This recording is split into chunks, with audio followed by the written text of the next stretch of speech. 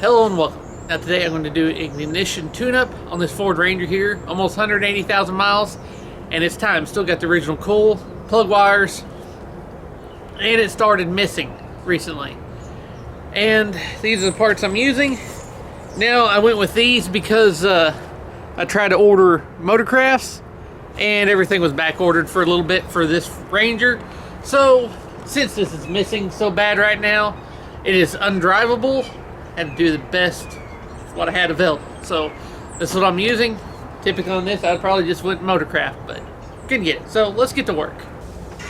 Now to do this tune-up, the first thing I'm going to do is I'm going to replace the coil. Right here's the new coil. And what I'm actually going to do is your plug wire should come with some dielectric grease. In there, it's a little clear pouch of whitish, clearish lubricant looking stuff. It prevents corrosion.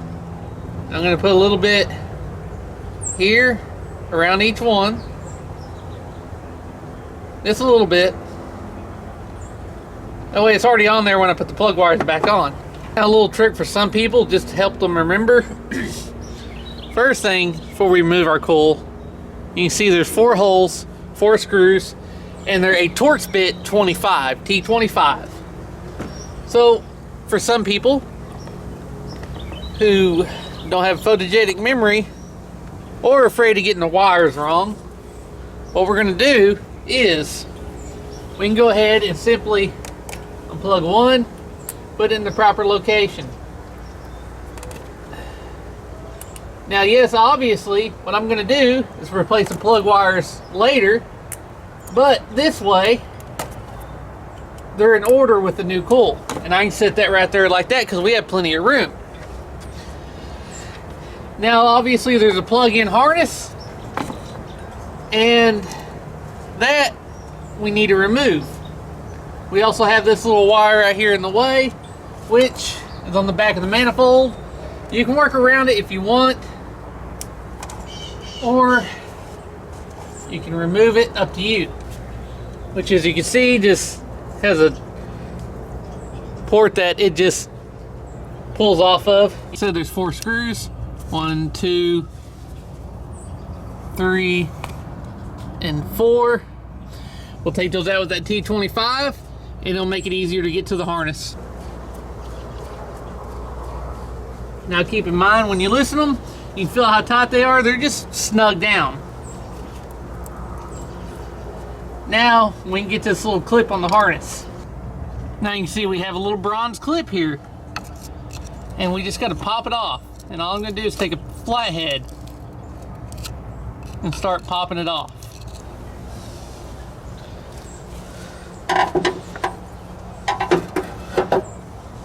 See, there it is. Then that just comes right off. Now all I gotta do is plug this back in like so, and with the wires on it's a little harder to move, but that's all right. And then I just gotta slip this clip back on.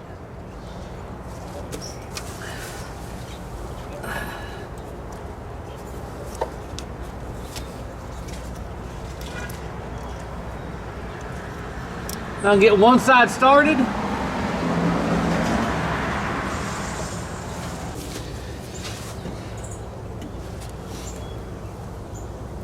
Now I will go ahead and just start the screws.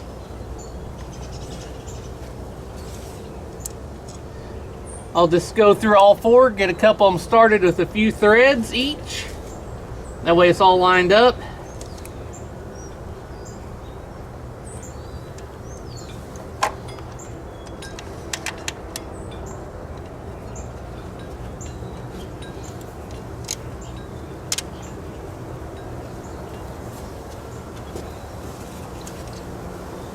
And once they are all lined up and they got a couple of threads started, you can just snug them back down like they were. And don't use a flathead, grab your Torx.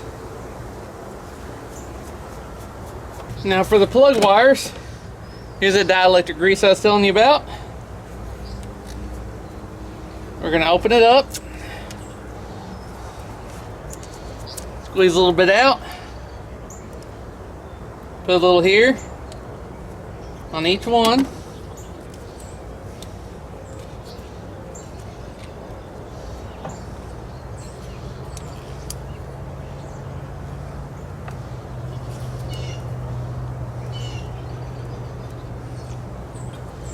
I'm going to go ahead and put a little bit here again because I got a little extra left over on the other end.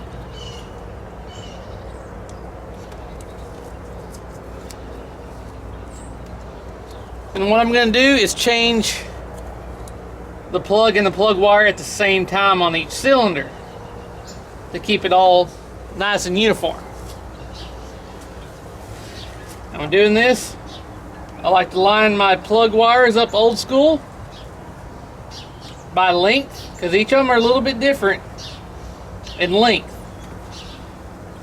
That way when I pull one of the old ones off, I can lay it out, match it up, and swap them out. Now before I do the plugs, I do want to make note of something.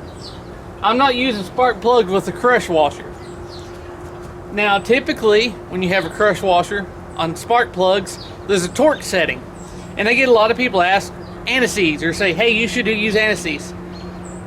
If you look, spark plug companies do not recommend using anti-seize for a reason, especially when it comes to crush washers, and mostly crush washers, because when you put anti-seize on them, you're changing the torque value when you torque them down.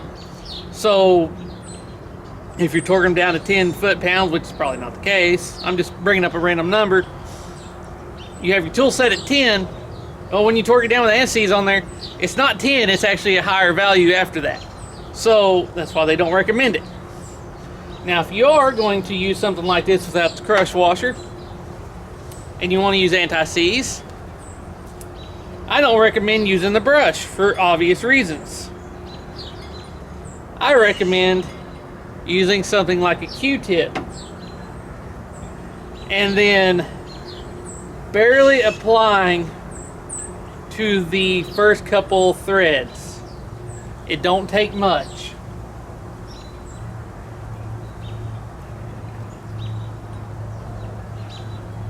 Or you can use a little tiny paintbrush. But let's be honest, the brush on the end of those anti-seize is pretty big and it's pretty goopy. You really don't need much at all. It spreads across the threads as you tighten it down anyway. So I'm just going to put a little bit. Now before I get started, I want to move this vacuum line as well. I'm just going to use this little pick because it's easier on me. Push that down and then pull that off and out of the way so we can get to the first spark plug. Alright, so let's start right here. Just going to go ahead and pull up this one right here, unplug it,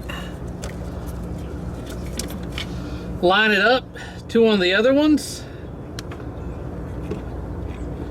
find out which one has the approximately same length. I'll go ahead and plug the new one in. Now I am using a spark plug socket. It is very highly recommend you do. It's got a little rubber boot in there, and I'll show you what that's good for. Obviously you want a long extension. Something like SCC, especially with that in your way, you can double up on extensions. Alright, now I got two extensions on. I got a little bit narrower one right here. They make these extensions a little bit smaller round, and it gives me more clearance for not hitting anything. Now I'm on the plug. You can tell it's been in there a while, so I'm going to be kind of gentle at first. Go back a little bit, just a hair. And gentle is the key when these may not ever been changed, but I can hear it starting to give.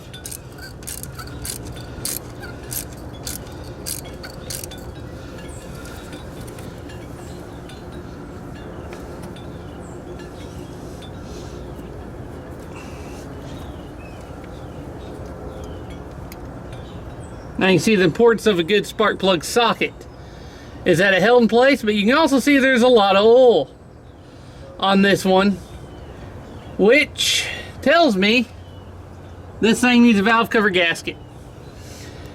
And we'll probably have to do that later.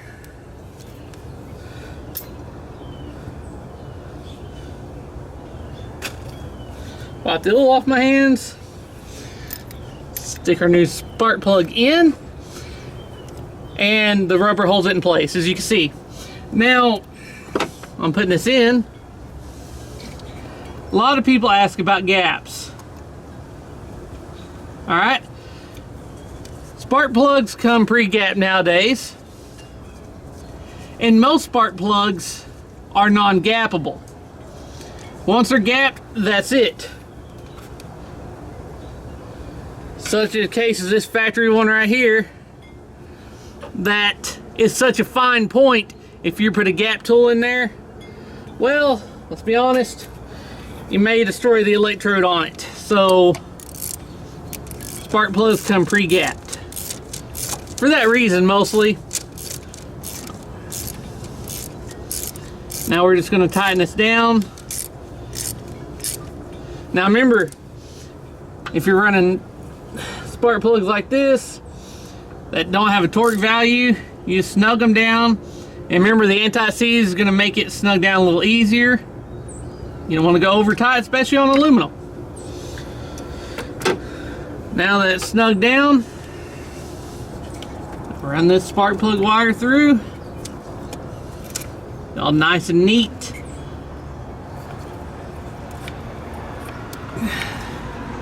Make sure it pops on.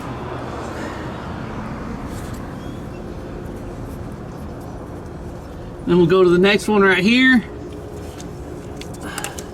Which, if you're changing plug wires, I mean, I don't have a problem with pulling on them like that. If you're not going to reuse it, no, look at all that oil. If you're not going to reuse a plug wire, because if you do that and you're going to reuse your plug wires, you could damage the wiring inside. If you're worried about it, try to get a pair of needle nose and grab here, or a pair of pliers and pull up. Obviously a lot of oil, and I don't have the gasket right now to change that. So yeah, that'll have to be later.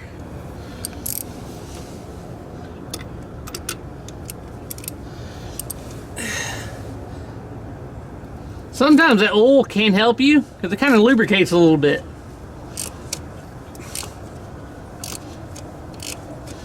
So if you work it out a little bit and work it back in a little bit, oil gets there and there, it helps.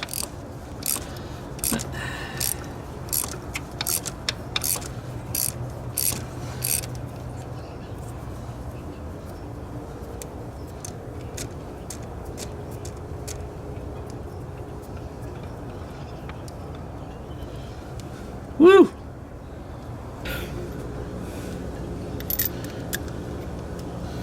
I'm sure some people are thinking, well, why don't you go and change the valve cover gasket because you're working on it? Well, the owner of this is probably going to wait a little bit to do that. He has another vehicle, and he probably wasn't expecting that, so he's probably going to wait on it, and we'll do it later. Now, especially with oil down there, made it a lot easier, so we'll just be careful on how much torque we apply, tighten that down.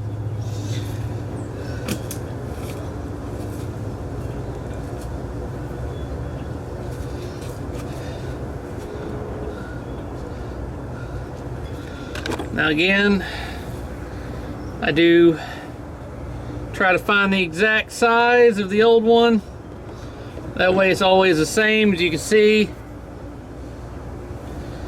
Sometimes they're a little off, but from a factory to a new one, make sure nothing gets down that hole, like this little bit of old electrical tape.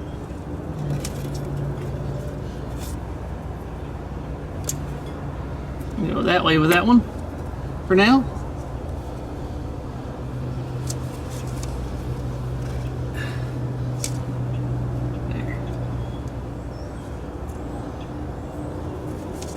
That's in place. Now the next one is right here. And even myself was like, oh, I probably should have left the coil out of the way. But I think I can do it with the coil in the way.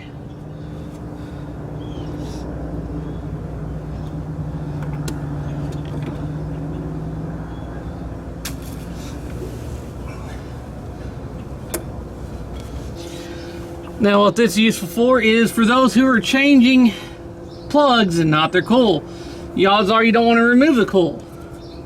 So I'm going to take this little pick tool, one of the best handiest tools I have, and I'm just going to get in there and I'll show you closer.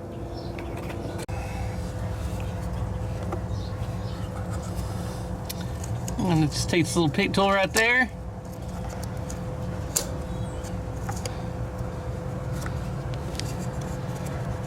And you see I'm starting to get it out. I'll take my flathead.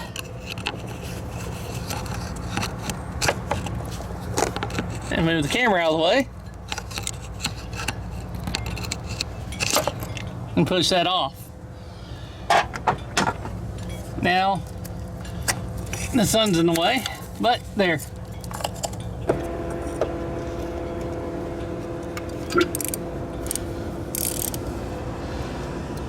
If I heard the juices on that one from the oil. Ooh, that one doesn't feel good.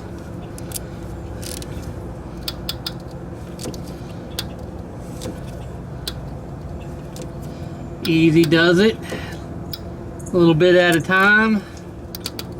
Back, a little forth. Sometimes in a situation like this, unfortunately I can't do it now. I've already unplugged the harness, so I plugged it back up. Put a plug wire back on it, start it up and warm it up. It can be easier to get these out with a little bit of heat on the heads.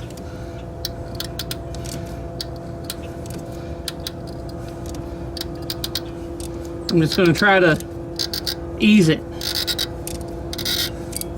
And now I'm going to look at the threads of the plug just to make sure everything's okay. As long as I don't see metal, any kind of glitter, I'll be all right.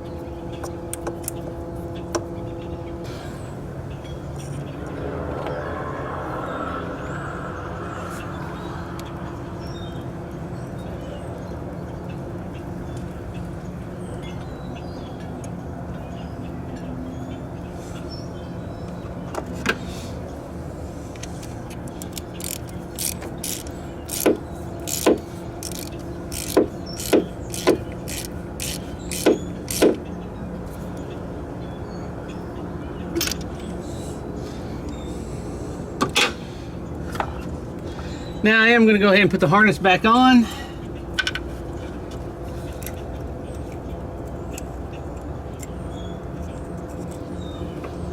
What I'm going to go ahead and do is get that on there like that. I should just be able to push it on. Yep, just like that. Put the clip back in, push it back on. Now I'm going to plug that one back in, or put the plug wire back on it.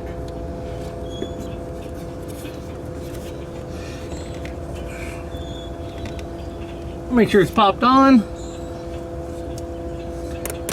Now we have the last one to do.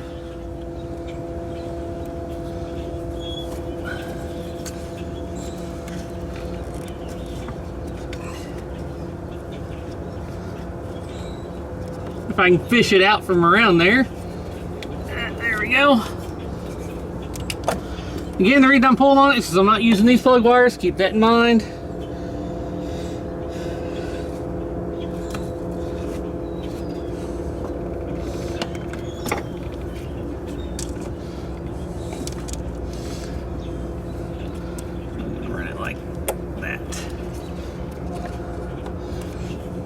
Now this back one, see how much room we have.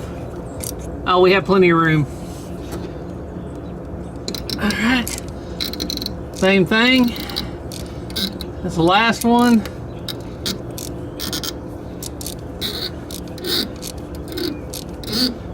Back and forth on it.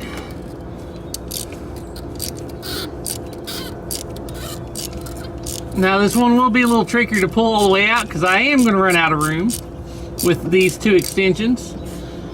But that's okay. I'll manage. Make sure it's all the way out first.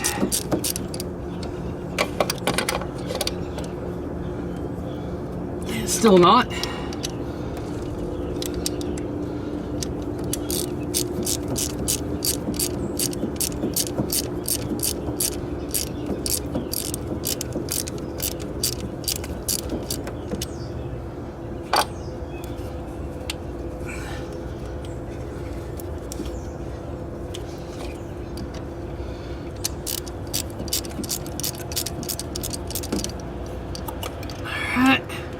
Yep, nope, left it in there. Still got a little bit more to go. That should be it. Oh. Now for the last plug.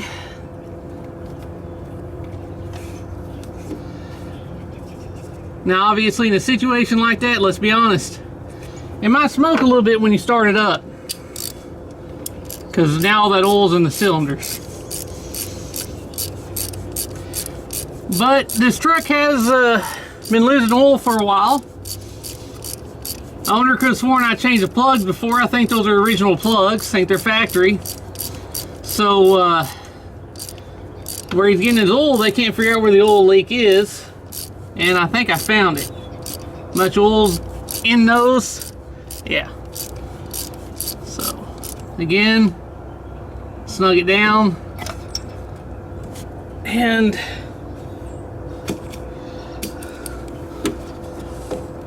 plug the last one up, or put the plug wire back on it.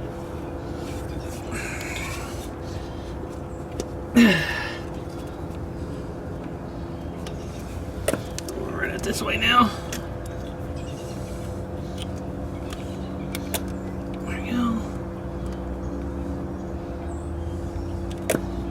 Yeah, that one's fine. All right, now slide this back under all that. Well, that one, slide it back on. And this one will just pop on.